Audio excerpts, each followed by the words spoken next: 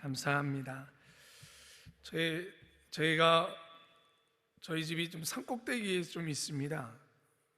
연립에서 제가 사는데 그 중에서도 꼭대기입니다. 그래서 이렇게 옥상에 나가면 진짜 많이 보입니다.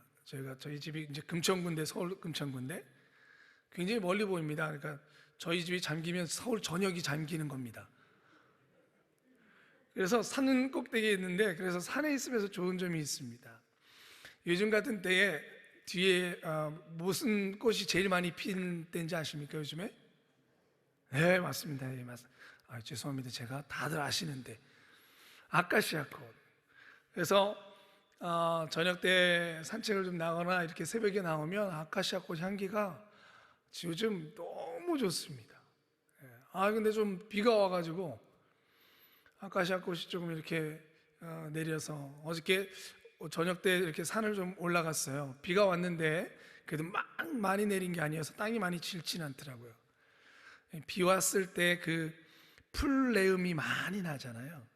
제가 참 좋아하는데 이 아카시아 꽃이 작지만 포도처럼 맺어서 온 곳에 그 향기가 나는 것을 보면 5월이구나 라는 생각도 들고, 여러분, 너희는 그리스도의 향기라라고 그랬습니다. 할렐루야. 우리가 가는 곳에 아무리 어렵고 우리가 요즘 마스크로 다 감싸고 있어도 아름다운 향기는 멀리 멀리 퍼져나가서 사람들을 기분 좋게 만듭니다. 사랑하는 우리 성도님들, 오늘 하루 여러분들은 그리스도의 향기가 되셔서 여러분들이 가는 곳에 사람들이 여러분들을 보면 좋아하고 기뻐하고 얼굴을 찡그리는 것이 아니라 아카시아 꽃을 맡기 위해서 크게 호흡하는 것처럼 우리들은 그리스도의 향기로 가는 곳마다 좋은 그리스도의 향기를, 그래서 여러분들이 가는 때 사람들이 여러분들을 즐거워하고 기뻐하고 또 만나기를 좋아하는 그런 우리 모두가 되기를 주님의 이름으로 축복합니다. 아멘. 오늘 우리에게 나누실 하나님 아버지 말씀은 창세기 39장입니다.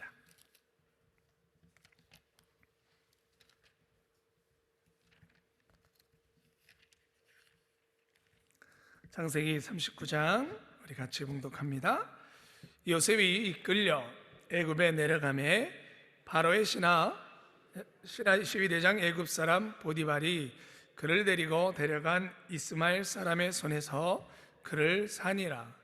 여호와께서 요셉과 함께 하심으로 그가 형통한 자가 되어 그 주인 애굽 사람의 집에 있으니 그 주인이 여호와께서 그와 함께 하심을 보며 또 여호와께서 그의 범사에 형통케 하심을 보았더라.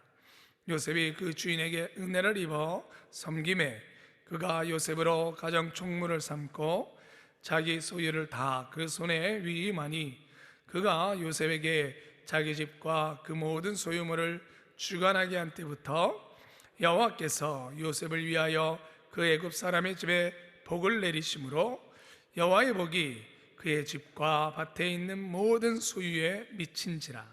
주인이 그 소유를 다 요셉의 손에 위임하고 자기 식료 외에는 간섭하지 아니하였더라.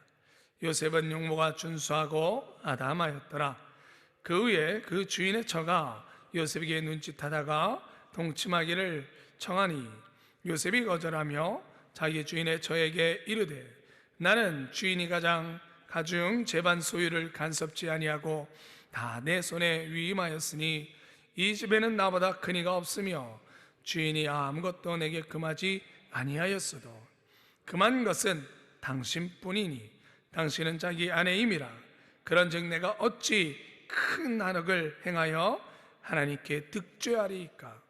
여인이 날마다 요셉에게 청하였으나 요셉이 듣지 아니하여 동침하지 아니할 뿐더러 함께 있지도 아니하니라. 그러할 때에 요셉이 쉬무하러 그 집에 들어갔더니 그 집 사람은 하나도 거기 없었더라. 그 여인이 그 옷을 잡고 가로되 나와 동침하자. 요셉이 자기 옷을 그 손에 버리고 도망하여 나가매 그가 요셉이 그 옷을 자기 손에 버려두고 도망하여 나감을 보고 집 사람들을 불러서 그들에게 이르되 보라 주인이 히브리 사람을 우리에게 데려다가 우리를 희롱하게 하더라. 그가 나를 겁간고자 내게로 들어오기로 내가 크게 소리 질렀더니 그가 나의 소리 질러 부름을 듣고 그 옷을 내게 버려두고 도망하여 나갔느니라 하고 그 옷을 곁에 두고 자기 주인이 집으로 돌아오기를 기다려 이 말로 그에게 고하여 가로되 당신이 우리에게 데려온 히브리 종이 나를 희롱코자 내게로 들어왔기로 내가 소리질러 불렀더니 그가 그 옷을 내게 버려두고 도망하여 나갔나이다. 주인이 그 아내가 자기에게 고하기를 당신의 종이 내게 이같이 행하였다 하는 말을 듣고 심히 노한지라. 이에 요셉의 주인이 그를 잡아 옥에 넣으니 그 옥은 왕의 죄수를 가두는 곳이었더라. 요셉이 옥에 갇혔으나 여호와께서 요셉과 함께 하시고 그에게 인자를 더하사 전옥에게 은혜를 받게 하시매 전옥의 옥중 죄수를 다 요셉의 손에 맡김으로 그 재반 사물을 요셉이 처리하고 전옥은 그의 손에 맡긴 것을 무엇인지 돌아보지 아니하였으니 이는 여호와께서 요셉과 함께 하심이라. 여호와께서 그의 범사에 형통케 하셨더라. 아멘. 자, 우리 교재 볼까요? 위기 속에서 더욱 빛나는 정직입니다. 요절 말씀 우리 같이 읽습니다. 이는 여호와께서 요셉과 함께 가심이라. 여호와께서 그의 범사에 형통케 하셨더라. 아멘. 여러분, 창세기 39장을 읽으면서 제일 많이 나오는 단어 다 읽어보셨잖아요. 똑같은 단어가 제일 많이 나와요. 뭐가 나와요? 네, 맞아요. 여호와께서. 따라해 보세요. 여호와께서. 여호와께서. 예, 제일 많이 나오는 단어예요. 여호와께서. 자, 이걸 마음에 새기고 우리 오늘 책도 읽고요, 또 말씀도 나눌 거예요. 같이 읽어봅니다.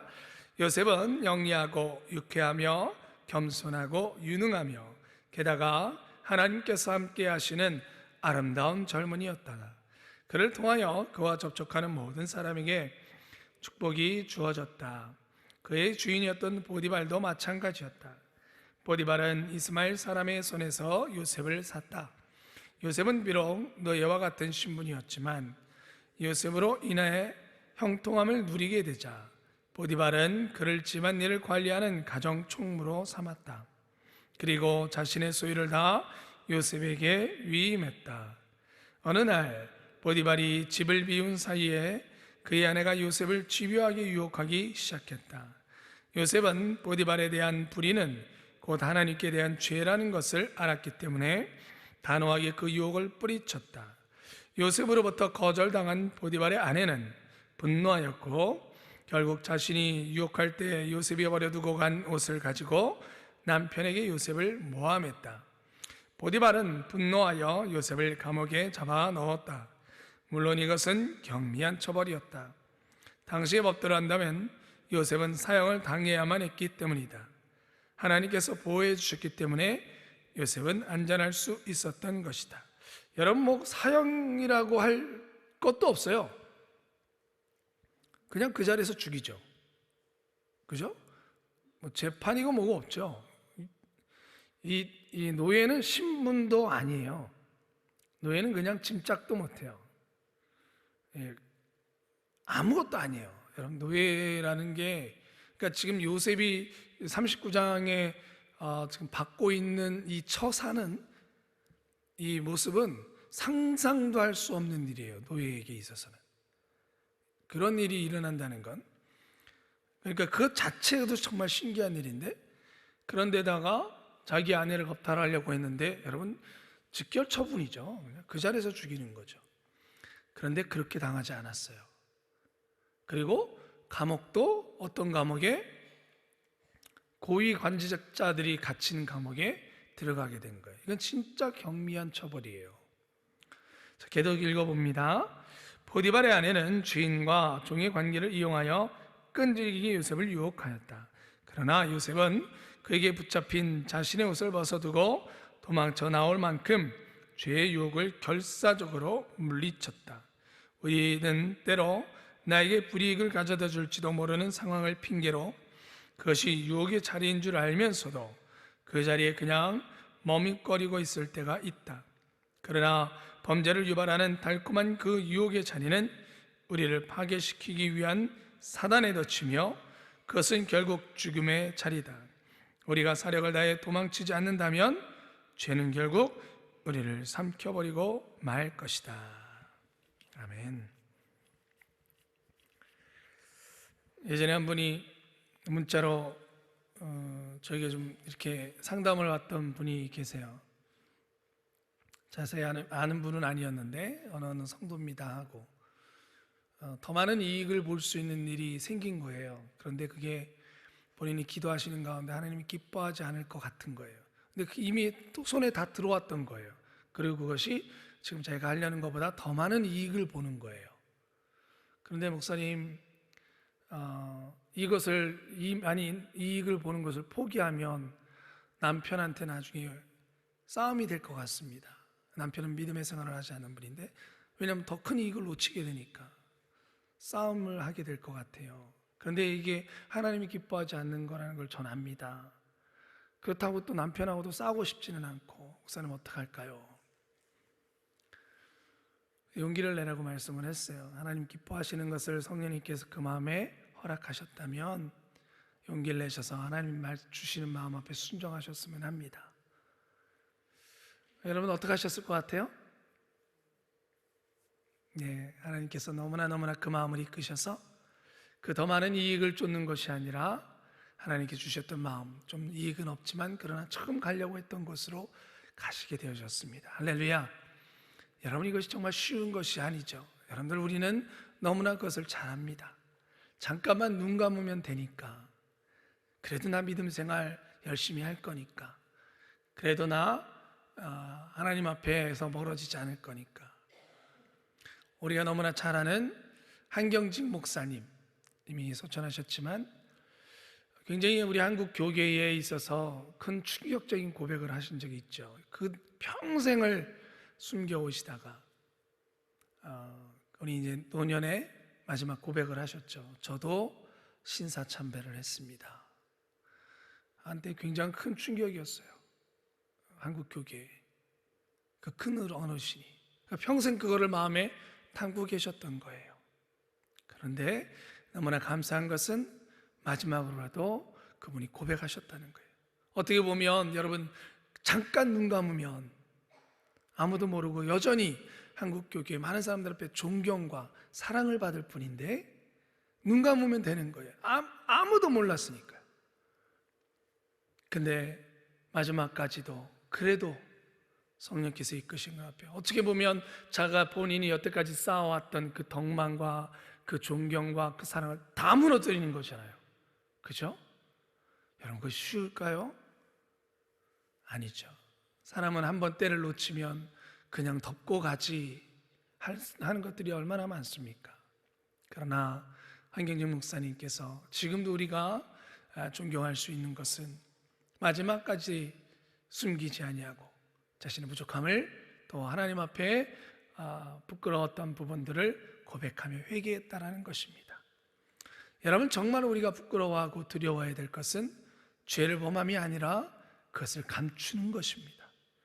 우리를 보고 계시고 알고 계시는 하나님 앞에 마치 여러분 정말 나뭇잎 하나로 하늘을 가리는 것처럼 하나님 모르시겠지 하고 타조가 얼굴만 가리고 숨는 것처럼, 나 다 숨었다 하는 것처럼 숨어버린 것 아니겠습니까? 사랑하는 우리 성도 여러분, 하나님 앞에 부끄러운 것을 숨기지 아니하시고 숨기지 말고 용서하시고 회복하기를 원하시는 우리 하나님 앞에 고백할 수 있는, 하나님 앞에뿐만이 아닙니다. 여러분, 우리 그리스찬들이 하는 잘못 중에 하나는 하나님께만 용서받으면 된다라는 생각이에요. 그러나 아버지 하나님께서는 성경 가운데 분명히 속건제를 이야기하셨어요. 너희가 서로에게 범한 죄가 있으면 가서 용서를 빌라. 돈을 빌린 것이 있으면 가서 갚으라. 그리고 내게 와서 속죄제 예물을 드리고 회개하라 라고 말씀하셨어요. 서로 가서 용서를 구해야 돼요. 그리고 또한 용서를 구하는 사람을 용서해 줄 수 있어야 돼요. 이건 두 가지는 같이 가는 겁니다. 너희가 너희 죄를 사하여 준 것 같이, 우리가 우리의 죄를 사하여 준 것과 같이 우리의 죄를 사하여 주옵시고. 용서를 해줄 수 있다는 것은 용서를 받았기 때문인 것입니다. 그러므로 이 두 가지는 같이 가야 돼요. 제발 부탁을 드립니다. 하나님께서 용서함을 구하는 분도 너무나 감사하게도 있으세요. 그런데 우리 안에 용서해 주지 못하는 마음도 있어요. 됐어, 관둬. 네. 여러분, 그 마음도 항상 같이 기도하십시오. 하나님, 제가 용서를 구할 수도 있게 하여 주시고 용서해 줄 수도 있게 하여 주시옵소서. 그럴 때 우리가 관계가 회복되어질 줄 믿습니다. 여러분, 우리가 아는 것처럼 오늘 말씀의 위기 속에서 요셉은 하나님을 두려워할 줄 아는 사람이었습니다. 그런데 여러분, 아까 우리가 이 39장에 무엇이 가장 가득 많이 들어있다고요? 여호와께서. 여러분, 39장은요 위기로 가득한 장이 39장입니다. 여러분, 참 생활이라는 것이요 날마다 좋을 수 없는 것 같아요. 억울한 일도 있고 아프기도 하고 좋은 일도 있고. 여러분, 오늘 39장 안에도 보세요. 요셉이 노예가 되어지는 것, 팔려가는 것. 형들 앞에서 형들이 죽이려고 했죠. 그런데 겨우 모면했어요. 그런데 노예로 팔려가죠. 그리고는 저 먼 땅 애굽 이집트까지 갑니다. 정말 얼마나 고향 땅에서 멀어지는 겁니까? 그런 땅에 가서 언제 어떻게 죽을지 모르는 거예요. 그나마 그것도 노예로 팔리면 조금 생명을 연장하는 거고, 팔리지 못하면 더 이상 가치가 없으니까 뭐 하겠어요? 그냥 죽는 거죠. 먹을 거나 축내고 있도록 놔두겠습니까? 노예 상인들이? 언제 죽을지 모르는 거예요. 그런데 노예로 팔렸어요.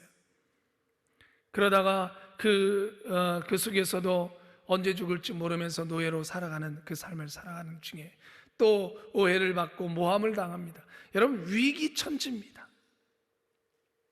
그런데 이 위기가 가득한 39장처럼 여러분, 우리의 삶도 어떻게 보자면 오늘 우리에게 무슨 일이, 어떤 일이 일어날지 몰라요. 작년부터 우리는 코로나19라는 그런 관련된 소식이 매일 아침에 눈 뜨고 뉴스를 틀면 제일 먼저 나오는 뉴스는 코로나19 관련된 뉴스예요. 그것이 좋은 뉴스면 좋을 텐데 또 늘었다, 또 늘었다, 뭐 어떻다. 매일 위기로 가득한 뉴스만 보는 것 같아요. 그래서 좀 뉴스를 잘 안 보려고 하는 게 좀 오래됐습니다. 봐야 되긴 하는데 눈이 돌아가긴 하지만, 영국 BBC 방송에서 조사를 했대요, 얼마 전에. 그래서 사람들이 무엇을 가장 두려워하는가, 특히 한국 사람들은 코로나19와 같은 전염병 확산을 가장 큰 두려워하는 걸로 조사가 되어졌어요. 그런데 또 반면에 유럽 사람들은요 기후변화를 가장 큰 두려움으로 여기고 있다고 합니다. 오히려 코로나19보다 기후변화.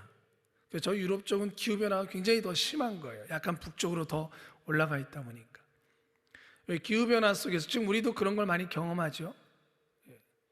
황사부터 시작해서 갑자기 내리는 비, 또 더위, 순식간에 일어나는 그런 변화들.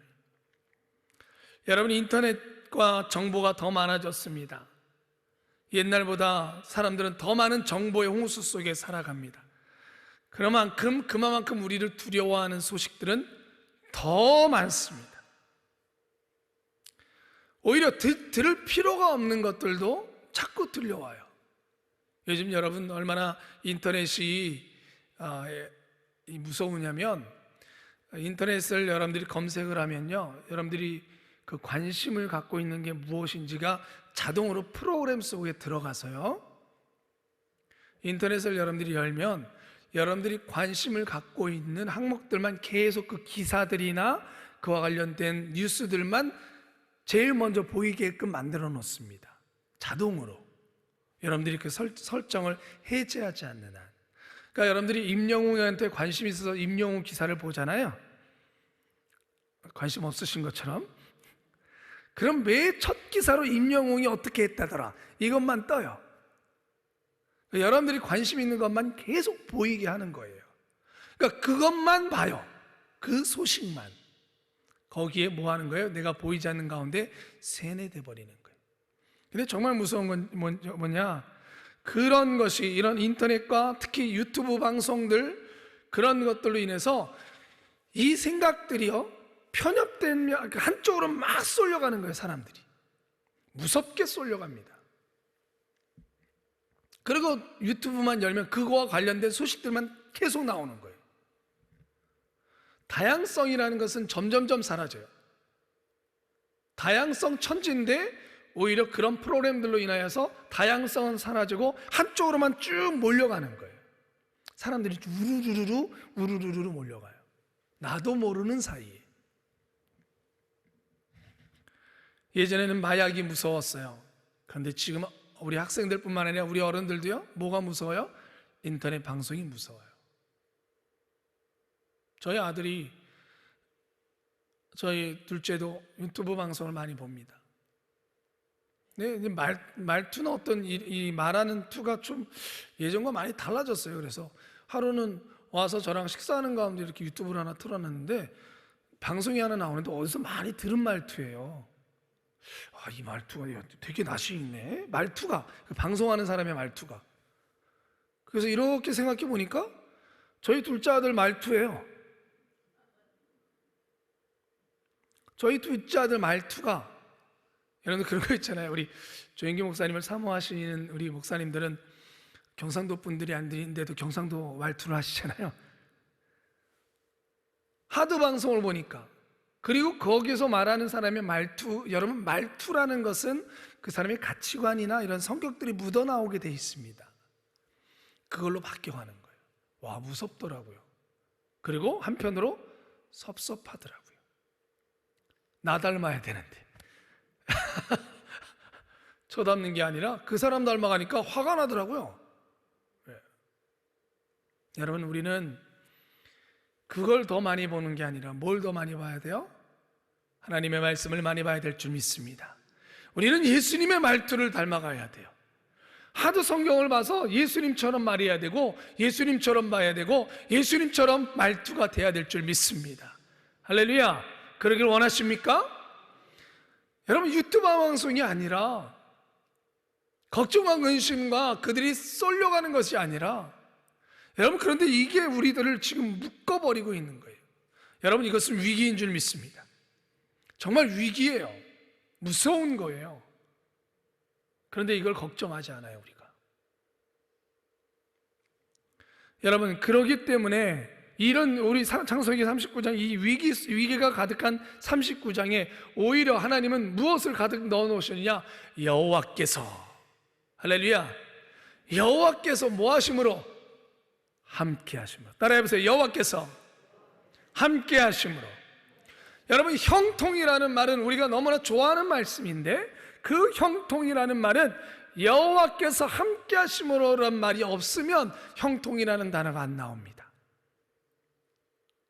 형통이라는 단어는 반드시 여호와께서 함께 하심으로라는 단어와 같이 등장합니다. 우리 스스로가 형통할 수 없습니다. 우리의 지식이 우리를 형통하게 만들 수 없습니다. 우리의 경험이 우리를 형통하게 만들 수 없습니다. 오직 우리를 형통하게 만든다는 것은 여호와께서 함께 하시기 때문인 것입니다. 여러분, 그러므로 다시 한번 형통이라는 말은, 따라해보세요. 하나님의 뜻이 이루어지는 것이다. 따라해보세요. 하나님의 계획대로 진행되는 것이다. 예, 그것이 환난이든 어려움이든 때로는 내가 생각하는 이건 오지 않았으면 하는 일지라도 그 자리에 여호와께서 함께 계셔서 하나님이 끌고 가시는 계획 속에 있으면 그것은 형통인 줄 믿습니다. 요셉의 일생은 하나님께서 야곱의 가족들을 이스라엘로 말미암아 큰 민족을 애굽이라는 땅에서 안전하게 큰 민족을 이루게 하시기 위한 준비 작업이 요셉을 통하여 이루어지는 겁니다.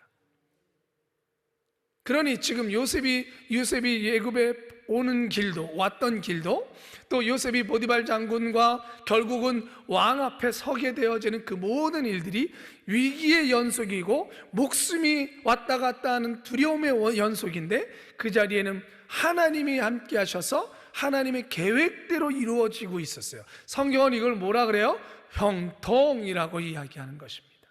할렐루야. 여러분들 가운데 형통이 있기를 주님의 이름으로 축원합니다. 여러분, 이 형통의 말씀이 가장 잘 나와 있는 말씀이 시편 139편이에요. 우리 잠깐 열어볼까요? 시편 139편입니다.